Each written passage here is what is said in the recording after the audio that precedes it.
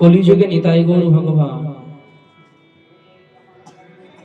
কলির দুয়ারে দুয়ারে ঘুরে ঘুরে কি করে এই জীবের কামনা বাসনাকে ধ্বংস করা যায়, এই কলিহত জীবের কি প্রকারে জাগতিক কামনাকে নিঃশেষ করে দেওয়া যায়, সেই প্রচেষ্টা বারবার করেছেন, এখনো করছেন, বা তার সহচর তেনাদের পার্ষদবর্গ এখনো সেই কর্মকে চালিয়ে যাচ্ছে। এমন কিছু দিচ্ছেন, এমন কোন রস আস্বাদন করাচ্ছেন,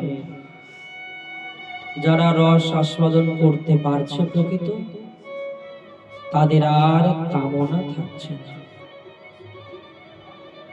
কামনা একটাই, কি বললেন? তাকে বল রাধারানীর চরণের দাসী হওয়া।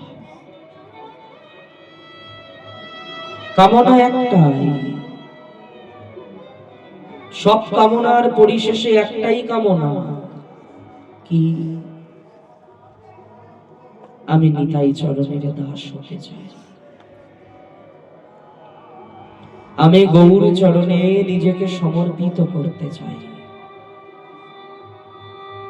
আমি নিতাই চরণের দাস হতে চাই। তাও যদি না হয়, হে নিতাই, তুমি আমায় কোনো বৈষ্ণব দুয়ারে কুকুর করে দিও। কেন? বলেন সাধু সঙ্গ এমনই একটা বস্তু, জানো, এই সাধু সঙ্গ যদি করা যায় নিতাই চাঁদকে ধরাও যায়। সাধু সঙ্গ করতে করতে একদিন নিতাই চাঁদকে ধরা যাবে। সাধু সঙ্গ ভাগবত শ্রবণ নাম সংকীর্তন দ্বারা একদিন রাধারানীর চরণের দাসী হওয়াও যাবে। প্রেম সে বলো। কামনা, এই কামনা হলো বাধা, একটা বাধা এসে দাঁড়িয়ে যায়। কি? কামনা। আচ্ছা, কামনা কি? কামনাকে বলা হয় সুখ ভোগ, অর্থাৎ আমাদের হৃদয়ে কামনা আছে মানে আমরা সুখ ভোগ করতে চাইছি। আচ্ছা, সুখ ভোগ বা এর ইচ্ছা কেন হয়? বললেন শরীরের সঙ্গে নিজের সম্বন্ধ মেনে নিলে, অর্থাৎ শরীরকে আমি ভাবলেই তাকে সুখ দেওয়ার ইচ্ছা বারবার জাগে। শরীরের মধ্যে আবদ্ধ হলেই বারবার কামনা জাগবে বা সুখ ভোগের ইচ্ছা জাগবে। আমার পরিচয় তো শরীর, আমি না। পরিচয় তো একটাই হতে হয়, কি? আমি নিতাই চরণের দাস। হ্যাঁ, সত্যি নিতাই চরণের দাস। বলে শুধু কি তুমি আর আমি? না না, সমগ্র জগৎ নিতাই চরণের দাস। আচ্ছা, সমগ্র জগৎ যদি নিতাই চরণের দাস হয়, তাহলে সবাই ভুলে আছে কেন? নিতাই চরণের দাসত্ব না করে কেন সংসার মায়া পিশাচিনীর দাসত্ব করছে? কেন ভুলে আছে সংসার? বলে কেন জানো? বলছে শরীরকে নিজের ভেবে তার সঙ্গে সম্বন্ধ করে নিয়েছে। শরীরকে নিজের ভেবে তার সঙ্গে সম্বন্ধ অর্থাৎ সম্পর্ক পেতে নিয়েছে। আমি আমার এই দুটো শব্দ দ্বারা শরীরকে সজ্জিত করেছে বারবার। অলংকার দুটো, আমি আমার, এই দুটো শব্দ অলংকার দিয়ে নিজের এই দেহটাকে বারবার আমরা সাজিয়ে দিই। দেহটা প্রথমত আমার, মানে শরীরটাই আমি আমার পরিচয়, আর আমি আমার এই দুটো অলংকার দিয়ে বারবার এই শরীরটাকে সাজিয়ে তুলি। বলো কেমনে কামনা বাসনা দূর হবে? কামনা বাসনা এই জন্য দূর হয়। প্রেম সে বলো, বলো রাধা রানী কি, সে রাধা রানী কি। তাহলে কি বললেন, সুখ ভোগের ইচ্ছা কেন হয়? বললেন শরীরের সঙ্গে নিজের সম্বন্ধ মেনে নিলে, অর্থাৎ শরীরকে আমি, আমার এবং আমার জন্য বলে মেনে নিলে সুখ ভোগের ইচ্ছা হয়। প্রশ্ন হতে পারে তাহলে, আচ্ছা তাহলে শরীরটা কি কোনো কাজেরই নয়? আরে শরীরটাই তো কাজের। বলছে এই শরীর কিন্তু চিরকাল এভাবেই যাবে না ভক্তগণ। যাবে? এই রক্ত মাংস অস্থি মানে হাড় দিয়ে গঠিত এই যে শরীর, এই শরীর একটা খাঁচা মাত্র। এই খাঁচাটা তো চিরকাল এক অবস্থাতে থাকবে না। তাহলে করণীয় কি? আচ্ছা আমি আপনি নিশ্চিত জানি যে শরীরটা থাকবে না, তাহলে আমি কি মরে গেলাম? গীতায় ভগবান শ্রীকৃষ্ণ বললেন না, আত্মাকে কোনোদিনও মারা যায় না। আমার পরিচয় আমি জীবাত্মা, ভগবান হলেন পরমাত্মা। শরীরটা বারবার পোশাকের মতো পরিবর্তন হয়। তাহলে প্রশ্ন হতে পারে, তাহলে শরীরটার প্রয়োজন কি ছিল? বললেন শরীরটার প্রয়োজন কেন ছিল জানো?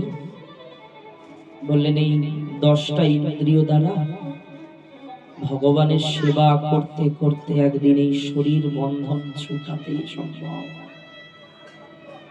শরীর বন্ধন ছোটাতে গেলে শরীরকে খাটিয়ে কৃষ্ণ সেবা করাতে হবে, শরীরকে খাটিয়ে নিতাই চরণের সেবা করাতে হবে, সাধুগুরু বৈষ্ণব চরণের প্রচুর সেবা করাতে হবে শরীর দ্বারা, তবে এর দ্বারা বন্ধন কাটানো সম্ভব হবে। আচ্ছা প্রশ্ন হতে পারে, আচ্ছা কি করে বুঝবো আমার কামনা এবং মমতা আছে? আমরা অনেকেই মুখ দিয়ে বলে থাকি মায়াকে জয় করে ফেলেছি, কামনা বাসনাকে জয় করে ফেলেছি। একজন সাধু বনে দীর্ঘকাল ধরে ভজন করে, তো সংসার নেই, আমি আপনি তো সংসারে বাধা, পেছনের বহু বাধাও আছে, টানও আছে, লোভ লালসা প্রচুর আছে, কাম ক্রোধ সবই আছে। তা একজন সাধু বহুকাল দীর্ঘকাল ভজন করেছে। ভজন করার পর একদিন নিজে নিজে একটু গর্ব করে বলছে, মনে মনেই বলছে যে আমি ভজনে সিদ্ধি লাভ করে আমি কামনাকে জয় করে ফেলেছি। অর্থাৎ আমার মধ্যে আর কোনো সুখ ভোগের ইচ্ছা নেই, বা আমার আর কোনো বন্ধন নেই। সুখ ভোগ মানেই তো বন্ধনের কারণ নেই। তো যখনই এই কথা বলছেন ভগবান তো পরীক্ষা করে, তো ভগবান পরীক্ষা করার জন্য কি করেছে দেখুন। যখন ওই মহাত্মা বলেছেন যে আমার কোনো কামনা বাসনা নেই, কামকে জয় করে ফেলেছি, অমনি দেখছে পথের বনের মধ্যে চলতে চলতে গাছের ডালে এটা বেশ সুন্দর থলির মধ্যে ক্ষীর, মালপোয়া ইত্যাদি মিষ্টি মান্ডাই খুব সুন্দর করে সাজানো আছে। এতকাল কিন্তু সে সেই শুকনো গাছের পাতা ভক্ষণ করে করে শরীরটা একদম কৃষ অবস্থায় ভজন করেছে। হঠাৎ করে দেখছে গাছের ডালে একটা পুটলির ভেতরে ক্ষীর, মালপোয়া, সুস্বাদু মিষ্টান্ন ইত্যাদি রাখা আছে। তো সেই মহাত্মা ওইটা দেখে নামিয়ে দেখছে যে বাহ বেশ সুস্বাদু খাবার। তো তিনি মনে মনে চিন্তা করছেন, আমি এতদিন শুকনো পাতা খেয়ে ভজন করেছি, তাই ভগবান প্রসন্ন হয়ে আমার জন্য এই ক্ষীর মালপোয়ার ব্যবস্থা করেছেন। এই ক্ষীর মালপোয়ার ব্যবস্থা করেছেন।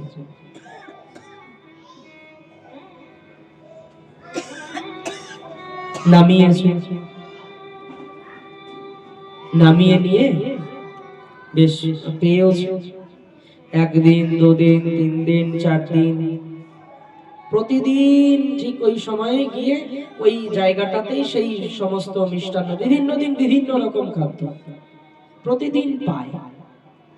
এবার ভেবে দেখুন, যে ব্যক্তি দীর্ঘ বছর ধরে গাছের শুকনো পাতা খেয়ে ভজন করেছে, শরীরের প্রত্যেকটা অস্থি গোনা যাচ্ছিল, সে ব্যক্তি এখন প্রতিদিন ভালো ভালো সুস্বাদু খাবার খেয়ে খেয়ে না তার শরীরের চেহারাই ঘুরে গেছে, তার গায়ের সম্পূর্ণ গঠন গাঠনই পাল্টে গেছে, খুব ভালো।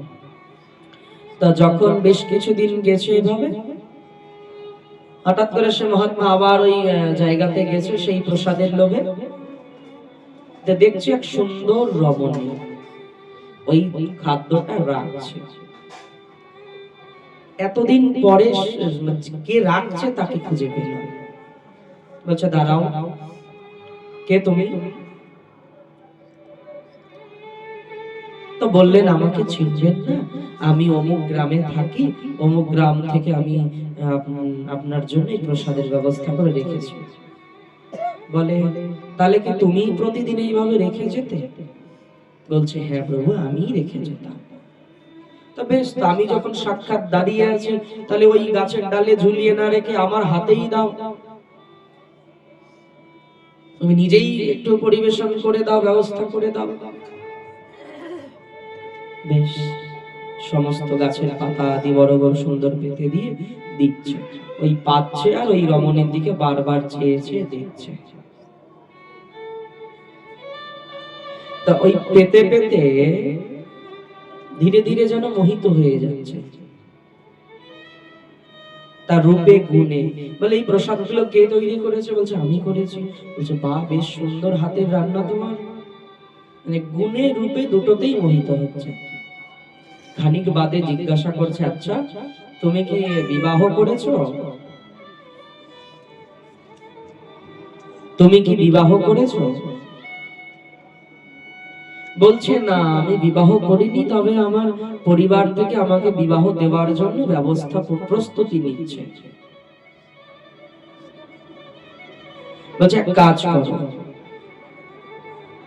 তুমি বাড়িতে গিয়ে বলবে আমি তোমাকে বিবাহ করতে চাই। প্রেম সে বলো। বেশ, আমি তো, আমার তো গার্জেন আছে, আমার তো পিতামাতা রয়েছে গৃহে, আমি গৃহে গিয়ে জিজ্ঞাসা করি, আপনার কথা বলি। বেশ, আমি অপেক্ষায় রইলাম। মহাত্মা এখন এখানে বসে বসে দিন গুনছে। মালা আর কি করবে, এখন দিন গুনছে কতক্ষণে খবর আসে বিবাহতে আদৌ রাজি আছে কিনা, তার পরিবার দিন গুন সময় গুনছে। তো পরদিন ঠিক সেই সময় সেই রমণী আবার এসে দাঁড়িয়েছে, কিন্তু বদনটার হাস্য নেই, বদনটা একটু বিষণ্ণ বদন, একটু কালো একটা মেঘের ছায়া যেন। তো মহাত্মা জিজ্ঞাসা করছে, কি হলো রমণী, তুমি কি বিবাহের বার্তা বাড়িতে বলনি? প্রভু বলেছি, কিন্তু বিবাহটা হবে না। কেন হবে না? আমার কথা কি বলনি? বলছে বলেছি, কিন্তু বিবাহটা হবে না। কেন হবে না? তার পেছনে নিশ্চয়ই কারণ আছে। কারণটা বলবো? হ্যাঁ বলো। বলছে আমার পিতা একটা শর্ত রেখেছে, বিবাহ তবেই দেবে। কি শর্ত? বলছে আপনি যদি হামাগুড়ি দিয়ে আপনার পিঠে আমাকে বসিয়ে এই নগর পরিক্রমা দিতে পারেন, তাহলেই আমার পিতা আপনার সঙ্গে আমাকে বিবাহ দেবে। প্রেম সে বলো।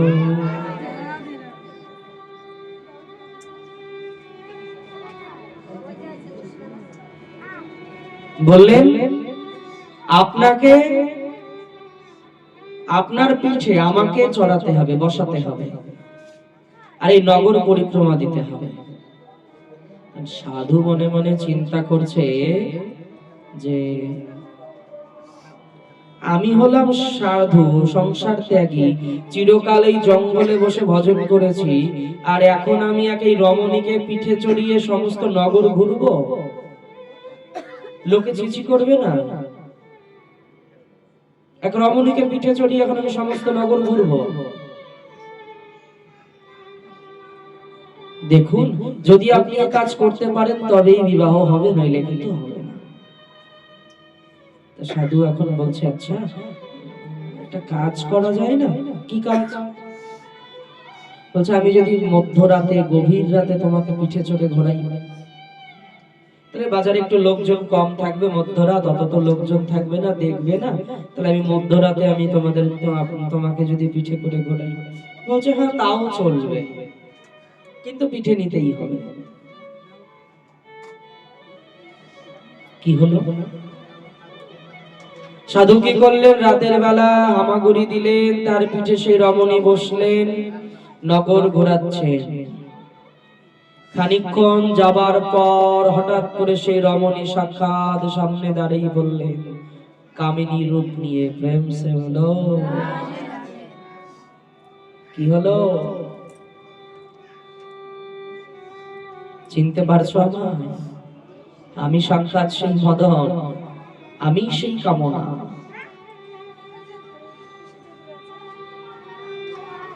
তো শুধু শুধু বড়াই করে লাভ নেই যে আমি সব জয় করে ফেলেছি। অন্তরে নিষ্ঠা, বাইরে লোক ব্যবহার। নিষ্ঠা রাখো অন্তরে, বাইরে নয়। বাইরে দেখালে চুরি হবে, বাইরে প্রকাশ করলে হারানোর ভয় থাকবে। প্রেম সে বলো জয় নিতাই, প্রেম সে বলো।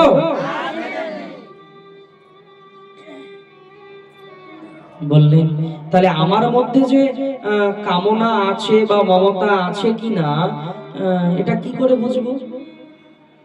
এটা ধরবো কি করে? আমি তো মুখে বলছি না আমি সবকিছু ত্যাগ করেছি, তাহলে যদি আমার ভেতরে কামনা বাসনা এখনো থেকে থাকে সাংসারিক কোনো, তো সেটা আমি ধরবো কি করে? বললেন, এটা কি করে সম্ভব জানো? বললেন, হৃদয়ে যদি কখনো অশান্তিতে ভোগে, হৃদয় অশান্ত, কোন জায়গায় শান্তি পাচ্ছে না, দেখবেন বা কীর্তন শুনতে যাবে, তবুও মন শান্ত নেই, ছটপট ছটপট ছটপট ছটপট করছে। এগুলো অশান্তির লক্ষণ বা এগুলো কামনা বাসনার লক্ষণ। মানে কোন জায়গায় মন শান্ত নয়। আপনি যেখানেই যান না কেন, মেলা ঘুরতে যান, আপনি বিয়ে বাড়ি যান, আনন্দ করুন, কীর্তন শুনুন, ভাগবত শুনুন, আপনার সদা সর্বদা কেমন একটা চিন্তা ভাবনা ভেতরে আছেই আছে।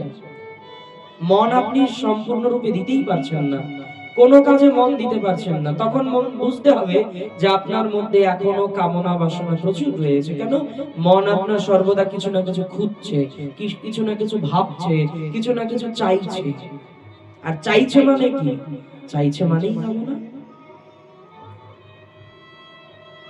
তাহলে কীর্তনে গিয়ে এরকম ভাবনা হয়? বলছে হ্যাঁ হয়। হ্যাঁ, যদি কামনা ভালো, যদি কীর্তন শ্রবণ করা বা ভাগবত শ্রবণ করাই কামনা হয়, তাহলে যা কামনা করছো তা তো তুমি পেয়ে গেছো। তাহলে কীর্তনে বসে পাশের জনের সঙ্গে গল্প করার কোনো মানে হয় না কি? তাই তো ভক্তগণ, দেখা যায় না কীর্তনে বসে এদিকে কীর্তনিয়া খুব সুন্দর কীর্তন করছে, বক্তা খুব সুন্দর ভাগবত বলছে, পাশে একজন বসে পাশের জনকে বিরক্ত করে দুজন গল্প করছে। তাহলে এখানে সুন্দরভাবে বোঝা গেল, স্পষ্ট বোঝা গেল যে কামনা ভালো যদি সেটা ভাগবত শ্রবণ বা কীর্তন আস্বাদনেরই হয়, তাহলে তুমি তো তা পেয়ে গেছো। তোমার লেগেছে তৃষ্ণা, তুমি চাইছো জল, পেলেও সুশীতল জল, কিন্তু জল পাওয়ার পরেও জল পান করছো না, জল হাতে ধরে নিয়ে সময় নষ্ট করছো। তাহলে কি হবে? তাহলে তো প্রকৃত হৃদয় থেকে তুমি জল চাও নাই। সাধু সঙ্গ সর্বশাস্ত্রে পায়, লওয়া মাত্র সাধু সঙ্গ সর্বসিদ্ধি হয়। আচ্ছা, আমরা তো প্রতিনিয়ত সাধু সঙ্গ করছি, সর্বসিদ্ধি লাভ করেছি? করিনি এখনো। কেন? বলছে আমি হলাম সাধুর মাতার উকুন, সাধুর মাথার উকুন আমি। আচ্ছা, সাধুর মাথায় যদি একটা উকুন হয়, কোন বৈষ্ণব মাথায় যদি একটা উকুন হয়, সে তো বৈষ্ণবের সঙ্গেই আছে, তার অঙ্গেই আছে। আচ্ছা, সে কি সাধু সঙ্গের ফল পাবে? ভক্তগণ বিচার করে বলুন তো। সাধুর মাতার উকুন যদি হই তাহলে সাধু সঙ্গ হবে সবসময়? বলছে সাধু সঙ্গ যদি তাই হতো তাহলে সাধুর মাতার রক্ত চুষে কেন খাও তুমি? উকুন যদি সাধু সঙ্গই করছে, মাথাতেই আছে, এর থেকে বড় সাধু সঙ্গ আর হয়?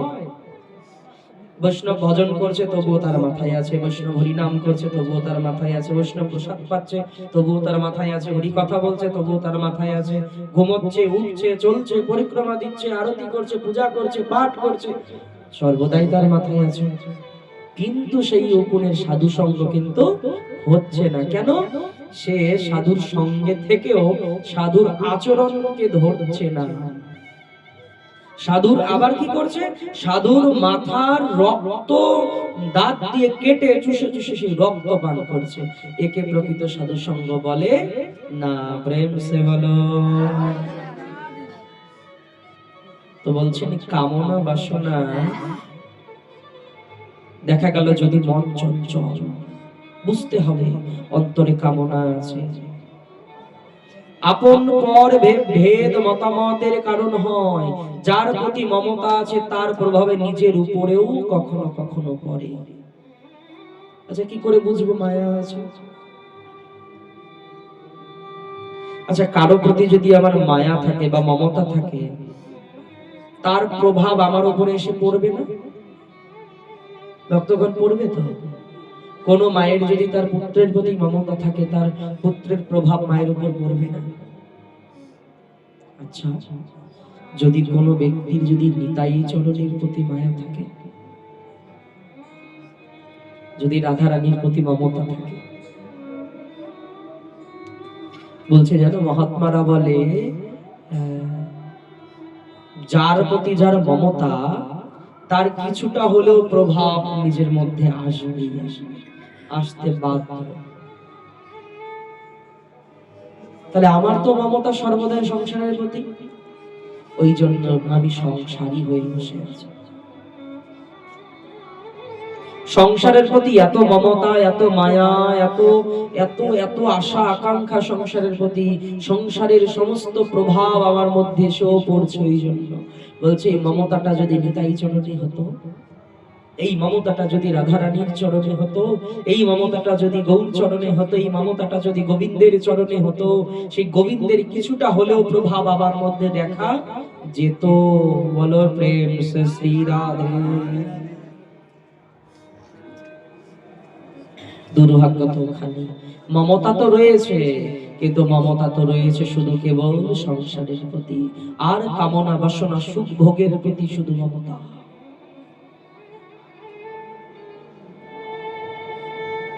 বললেন এই কামনা বাসনা এদেরকে কি কোনো প্রকারে পরাস্ত করা যায় না?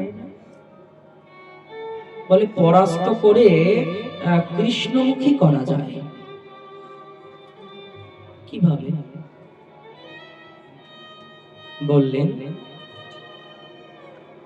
একটা এমন ঔষধ আছে জগতে, ইচ্ছা না করলেও তা খেতে বলছে। প্রথম প্রথম যদি কোনো স্বাদ নাও পাই, কোনো স্বাদ যদি বুঝতে নাও পারি, তবুও সেবন করতে বলছে। মানে জগতের সমস্ত সবকিছুর সংমিশ্রণে একটা ঔষধ, মহা ঔষধ। যে ঔষধ প্রথম প্রথম কারোই ভালো লাগে না, কোনো মতেই কারো ভালো লাগে না। আর বর্তমান পরিস্থিতি তো আরো কারোই ভালো লাগে, পছন্দই হয় না। তবু সেটাকে যেন তেন প্রকারে শুধু কর্ণ দ্বারা প্রবেশ করাও, নইলে চক্ষু দ্বারা দর্শন করো, নাসিকা দ্বারা ঘ্রাণ নাও, নইলে জিহ্বা দ্বারা উচ্চারণ করো। কি? তা হলো 16 নাম 32 অক্ষর। হরে কৃষ্ণ কৃষ্ণ কৃষ্ণ হরে হরে, হরে রাম রাম রাম হরে হরে। বলো রাধা রানী কি